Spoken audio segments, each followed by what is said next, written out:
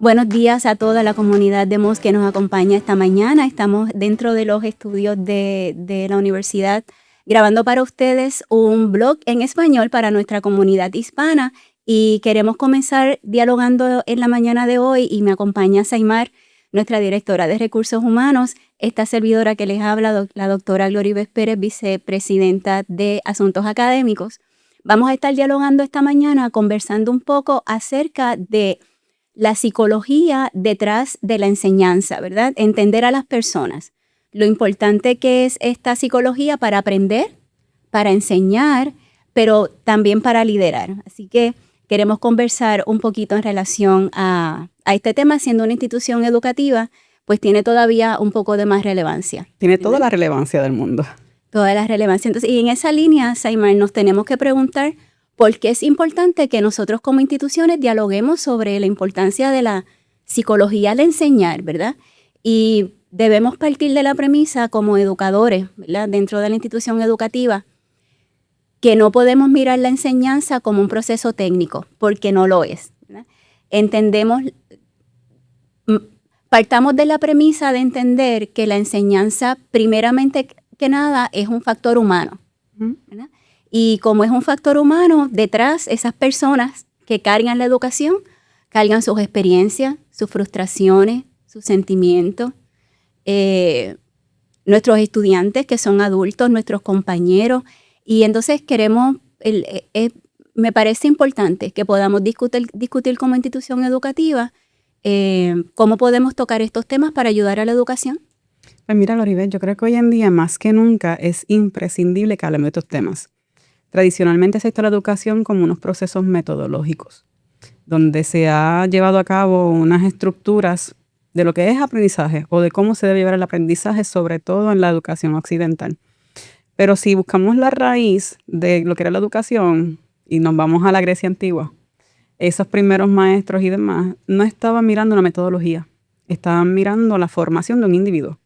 Y cuando hablamos de educación superior, educación posgrado, particularmente en estudiantes adultos, como tú bien dices, la educación no viene en un vacío, porque ya tiene unos años de experiencia, ya tiene unas vivencias y su aprendizaje se va a dar a través del filtro de esas experiencias y de esas vivencias. Igualmente el liderazgo también se da desde esa perspectiva. Pero como institución universitaria tenemos que entender de que para poder ver el individuo, no como un ente vacío, sino como esa persona que viene desde una raíz, desde unas experiencias, tenemos que estar conscientes de que para poder hacerlo correctamente tenemos que tener unos currículos que sean relevantes. Tenemos que estar mirando igualmente de que tiene que haber un apoyo a ese estudiante, no es solamente este es el currículo, estos son los cursos, este es el aprendizaje que vas a tener estructurado, sino de que realmente le haga sentido con el que se pueda relacionar. De que las evaluaciones hagan sentido. Hoy más que nunca las generaciones más recientes te van a decir que mientras ellos no se puedan acercar o entender o reflejar en el proceso, no lo van a seguir. Y sin esta comprensión de estos elementos, lamentablemente vamos a ver más deserción. Y entonces nos preguntamos por qué las universidades cada vez pierden más estudiantes. Pues porque no estamos tomando en serio estos elementos que hacen que el estudiante se mantenga encajado en la universidad, que hace que el estudiante sienta esa relevancia con la educación. Siguiendo la línea, Saimar, y has traído un punto bien importante y es cómo la institución debe llevar al estudiante a que se sienta motivado. Y seguimos hablando de la línea de psicología, ¿verdad? Y la parte de nosotros entender o pensar que la educación solamente depende de la capacidad cognitiva, pues estamos errados, ¿verdad? No es solamente cuánto bien la persona aprende, sino cuán motivado está para aprender. Así que como instituciones, pues también nos da una responsabilidad de crear otro tipo de servicio. Cuando nosotros navegamos en el campo de la educación y miramos todas las ofertas académicas, no perdamos de perspectiva que la institución no solo es una oferta académica, ¿verdad?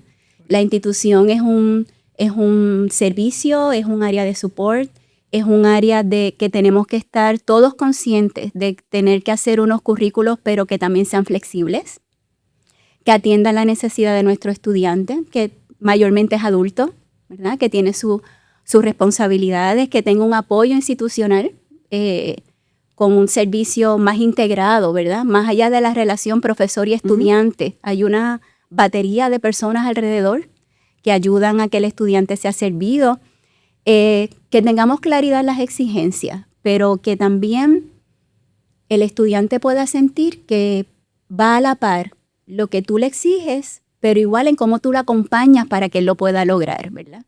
Y en esa línea, pues levantamos el aspecto de lo que es la metodología, sin tener el temor de que llegar a ese punto baje cualquier estándar de calidad, porque no es bajar un estándar de calidad de enseñanza, es crear los ambientes para que ese proceso de enseñanza se dé. Totalmente de acuerdo, Glory. Y tenemos que recordar que la educación se refuerza con el sentido, no con resultados. Tradicionalmente hemos estado mirando, pues, qué nota saca el estudiante, qué por ciento de aprovechamiento tiene, cuánto conocimiento adquirió. Y todo eso es válido, todo eso es importante. Todo eso son métricas de calidad de aprendizaje. Pero no es lo único. Tenemos que volver a recordar que el aprendizaje es un proceso holístico y que el individuo no se separa, no se puede subdividir dentro de sí. Sí se compartimentaliza, pero en el aprendizaje todo influye. Y en ese sentido estamos conscientes de que estamos formando personas, estamos formando individuos. Cuando miramos la educación en un aspecto más global, como lo hace MOST, tenemos que mirar de que el aprendizaje no solamente se va a dar en el contexto cultural o de espacio en el que se encuentra, tiene que ser aplicable a los diferentes escenarios a los que se va a enfrentar la persona igualmente. Que quienes estamos formando como individuos también van a ser líderes en el ambiente laboral. Y de que esa metodología o ese conocimiento que se está aplicando relevante a la hora, también debe ser igualmente relevante al mañana. Y debe ser relevante para la fuerza laboral que está allá afuera. A veces pensamos que tiene que haber una desconexión entre lo que es la academia versus la fuerza laboral. La realidad es que es un completo, es una comunidad porque el aprendizaje es holístico. Tú y yo compartimos tiempo de experiencia en el campo educativo, ¿verdad? Yo desde la academia, tú desde recursos humanos. Y si algo nos ha enseñado este tiempo, Saimar, y yo creo que compartes esta opinión, es que la educación no empieza con el contenido, comienza con las personas que están detrás de ese contenido, ¿verdad? Mencionaste algo importante y mencionaste el aspecto cultural. Y nosotros vivimos en un ambiente súper, ultra multicultural, ¿verdad? Y más en nuestra propia institución, aquí en MOST.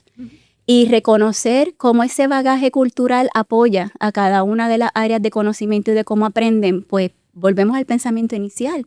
El conocimiento empieza por las personas. Y en esa línea debemos aprender a ser empáticos, ¿verdad? Y a reconocer que las personas ya vienen con una historia, ya vienen con una experiencia, cargan sus sueños, cargan sus miedos, ¿verdad?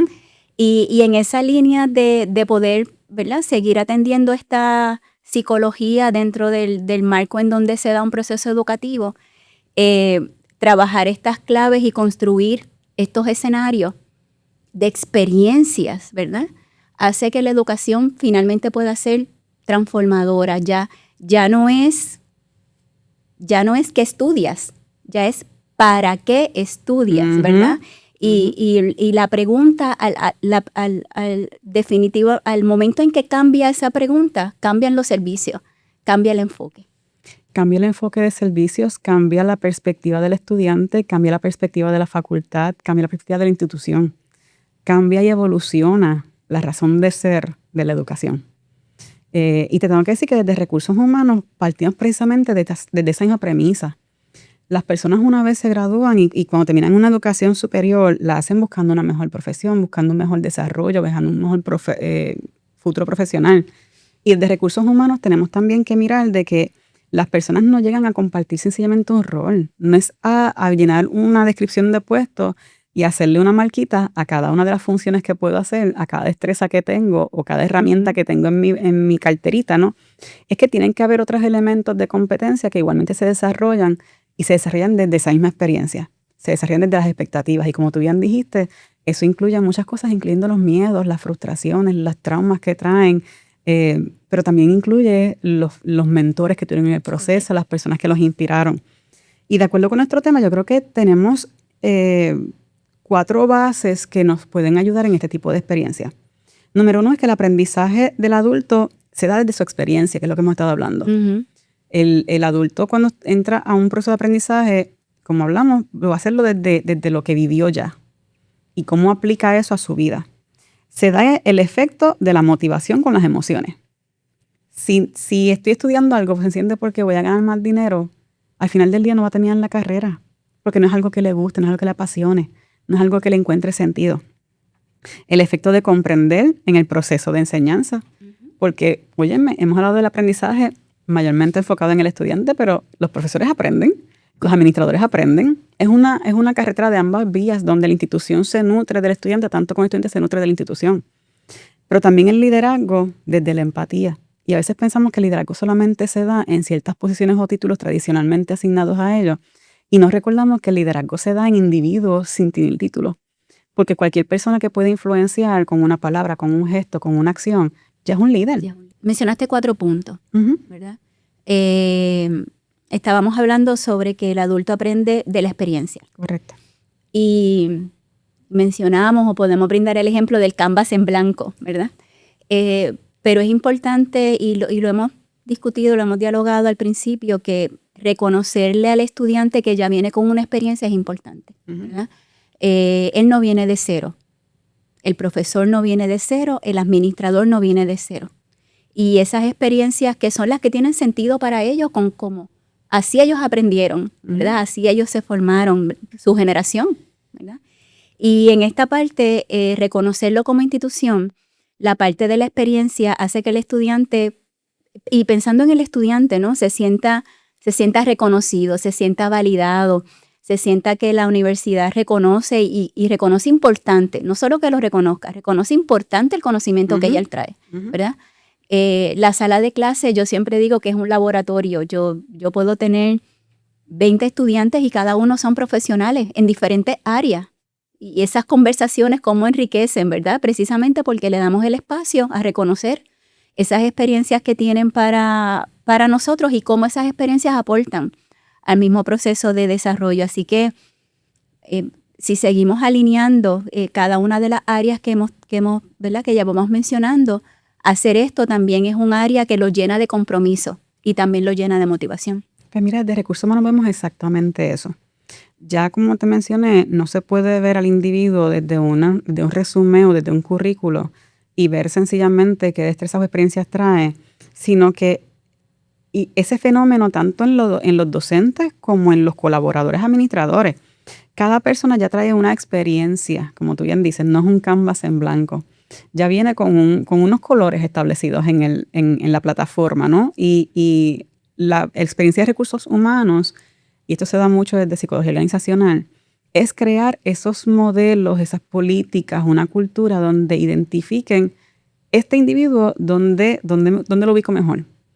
¿Qué destrezas él tiene no solamente de conocimiento técnico, sino dónde puedo trabajar con él en sus competencias o en su personalidad o en sus elementos individualistas que me ayuden a enriquecer la institución?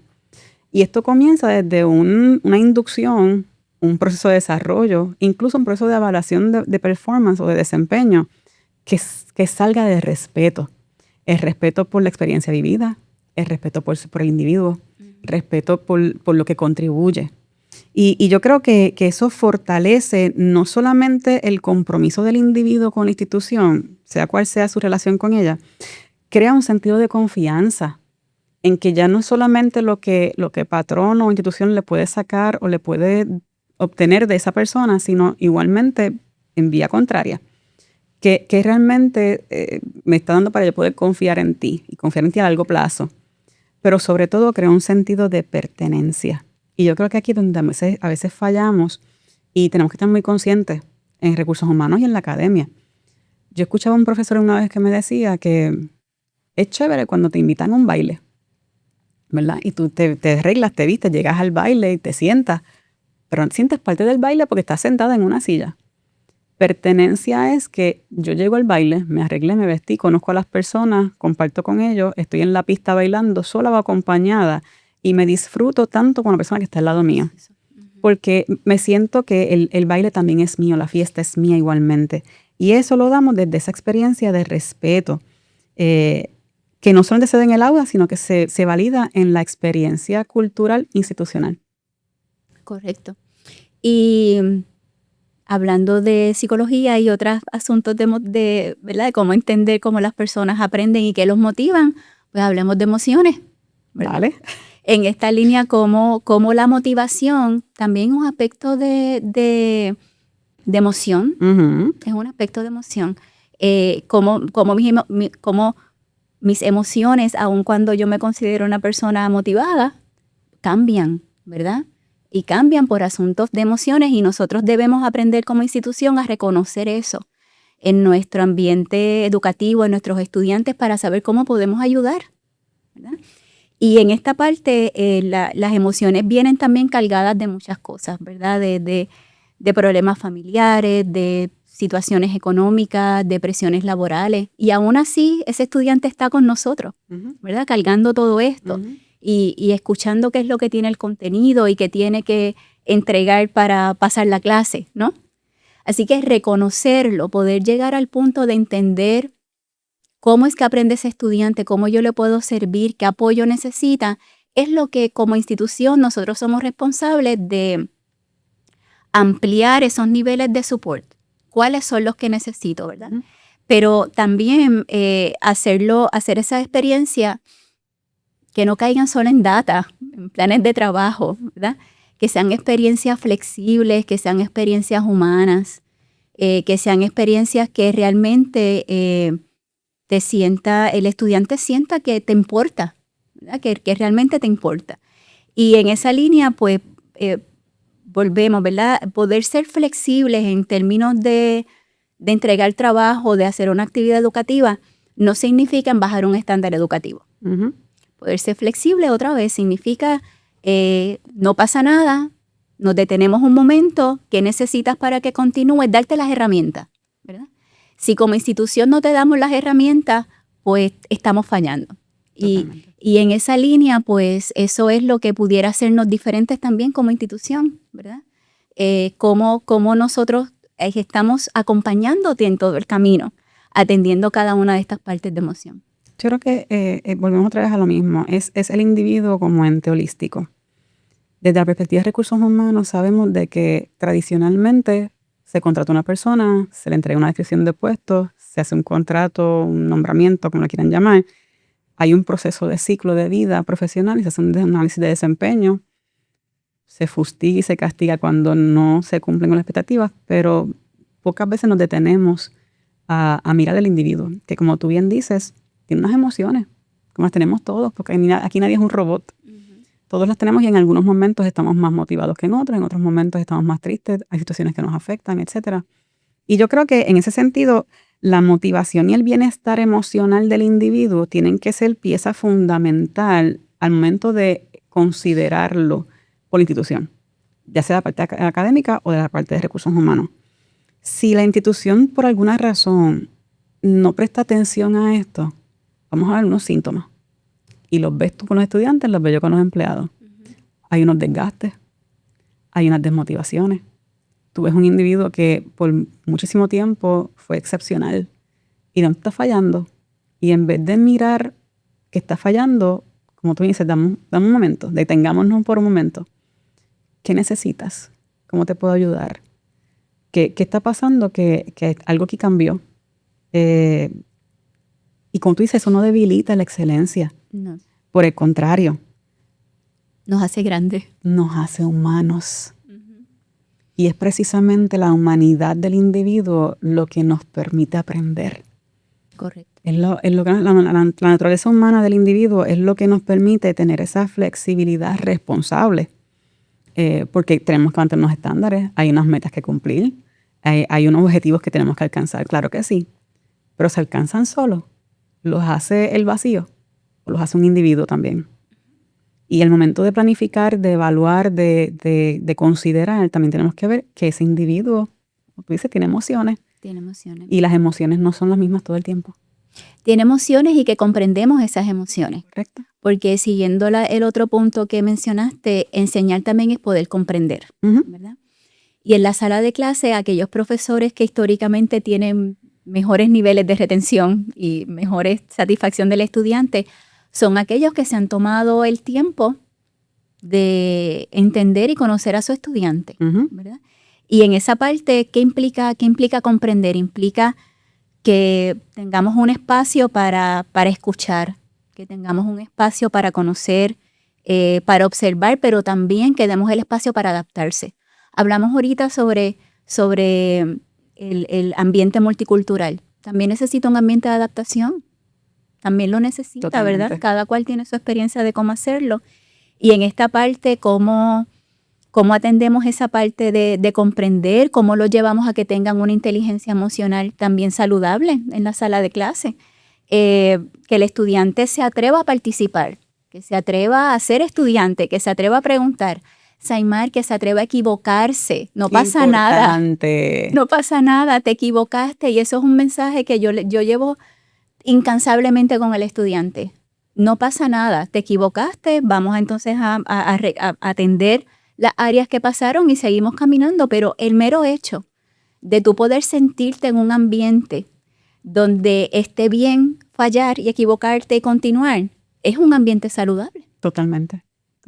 Y dijiste algo importante y mencionaste una frase que quizás en un momento fue trillada, pero que hoy en día es más relevante que nunca, y es la inteligencia emocional. Yo recuerdo cuando, unos años atrás, cuando todo el mundo medía a la persona por su coeficiente intelectual. Sí. Y estás al nivel de Einstein, estás al nivel de X persona o de la otra. Pero hoy en día, yo por lo que yo puedo ver en nuestra sociedad, en el ambiente laboral, contamos con muchísimas personas extremadamente brillantes. Óyeme que la realidad es que me quito el sombrero ante ellos por lo que ellos pueden lograr, cómo pueden pensar.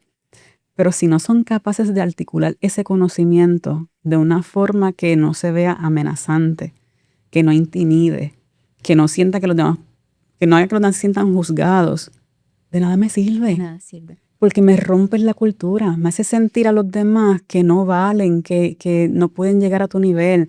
No hay una empatía. En el aula te tiene que pasar que los estudiantes quizás dicen, es que no puedo llegar al nivel de ese profesor, me tengo que dar de baja porque no puedo entenderlo. Y me pasa con líderes. En recursos humanos también nos pasa de que la inteligencia emocional ya es tan importante, o a veces está más valorada que la experiencia de gerencia de una persona, que la experiencia de liderar un grupo. Porque lo puedes liderar a llevar un objetivo, pero para llegar a ese objetivo, ¿cómo llegaron? ¿Pueden hacer un segundo objetivo? Así que esa necesidad o esa capacidad de apoyar a nuestros docentes y administradores con esa comprensión, como tú dijiste ahorita, de que, oye, puedo errar, porque todos en nuestro caminar profesional hemos errado. Claro. Unos han podido disimularlos más que otros, pero todos hemos errado y hemos aprendido más de nuestros errores que de lo que aprendimos en el aula de clase. Y en esa misma línea, Saimarilla, en el último punto que mencionaste también liderar con empatía. Y si recogemos todos estos procesos debajo de un proceso de liderazgo, ¿verdad? Liderar con empatía todavía es aún más relevante porque este último proceso es el que forma el resto, ¿verdad? Cómo yo llevo los equipos, cómo entiendo los grupos de trabajo y cómo otra vez le doy las herramientas para que lo puedan lograr. Y entonces, en esa línea, como instituciones educativas, ¿verdad? Debemos sí recuperar las datas que necesitamos, debemos sí, ¿verdad? Ser accountable de las áreas de cada una de nuestros números y todas estas áreas, pero que nos sirva para tomar unas decisiones respaldadas de cómo yo debo moverme a manejar también el grupo de trabajo dentro de esa empatía, ¿verdad? Dentro de ese aspecto humano. Así que como hispanos más que nada, ¿verdad? Nuestra cultura de hispanos hace que veamos las cosas de una manera diferente, ¿verdad? Le demos a la reunión otro toque, tengamos otro tipo de manejo, de procesos, etcétera. Y en esa línea ciertamente ayuda a que podamos generar una confianza entre todos, ¿verdad? Y que demos esos espacios abiertos, que ayudemos a construir esas culturas organizacionales positivas también, ¿verdad? Que ayuden, porque al final, dentro de todo, pues nuestro tema de discusión, que es la psicología que está dentro del proceso de enseñar y aprender, parte de poder crear esa cultura organizacional empática, consciente, con comprensión, para que se refleje, ¿verdad? Cuando todos comparten la misma cultura, se refleja un clima organizacional que al final se siente en nuestros estudiantes, en nuestra facultad y en nuestro equipo, en nuestras prácticas cotidianas. Y hoy en día yo creo que es un pilar extremadamente importante que Recursos Humanos tiene que velar. Y es precisamente ese liderazgo con empatía. Y esto no es solamente el que tú sientas el dolor de tu compañero o del equipo de trabajo. Es que seamos coherentes. Coherentes en lo que decimos y lo que hacemos. Coherentes en lo que es la meta estratégica versus el individuo que tengo para lograrlo. Coherentes en desarrollar a las personas, pero con un propósito. Pero también es importante que establezcamos metas claras, que seamos abiertos desde el principio.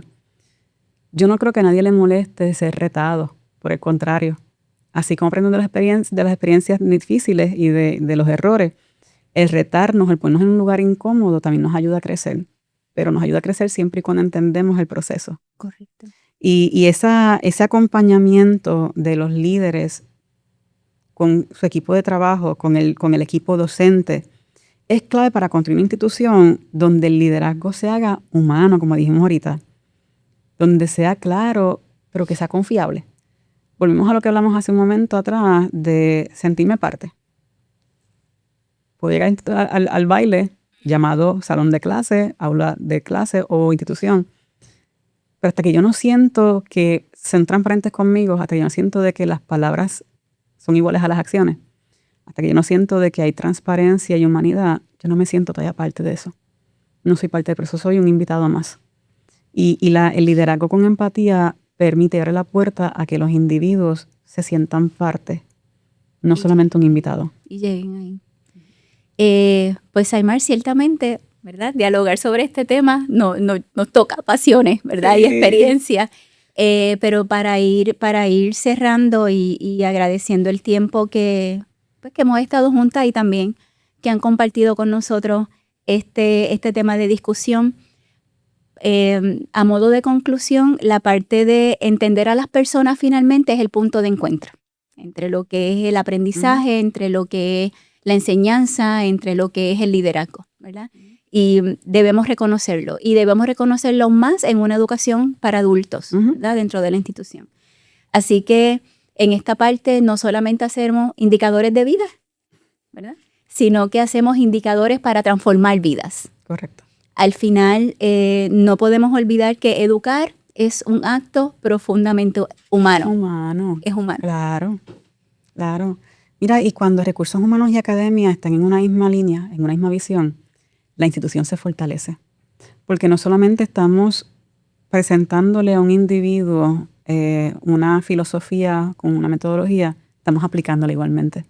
Y esto transforma la industria, transforma el negocio, transforma a los individuos, porque como tú dices, lo que ocurre en la institución a nivel administrativo se refleja en el aula de clase, por ende se va a reflejar en los estudiantes. Eso lo que estamos enseñándoles a ellos, le estamos enseñándoles desde la práctica, desde la vivencia, que sigue siendo aprendizaje de adultos. Y en ese sentido yo creo que es el impacto real y definitivo que Moss quiere hacer allá afuera. Es parte de ese cambio y transformación que nos mueve. Porque educación online pueden haber opciones. Educación a distancia pueden haber opciones. Pero una institución que realmente vive lo que está predicando y que se alinea en todos sus aspectos, lo hace duradero, lo hace transformacional a través de las generaciones y de los años que está. Y esa es nuestra misión, ¿verdad? Finalmente esa es nuestra misión y qué bueno que compartimos estas líneas de pensamiento porque refleja lo que es nuestra esencia. Sí. Refleja lo que es nuestra esencia. Gracias, Aymar. Gracias a ti por la invitación. Trabajar con nosotros este tema y gracias a todos los que nos acompañaron esta mañana en el blog. Ciertamente un tema para reflexionar en términos de todas las demás factores que implican aspectos de enseñanza en una institución educativa. Muchas gracias a todos. Que pasen buen día. Muy buen día.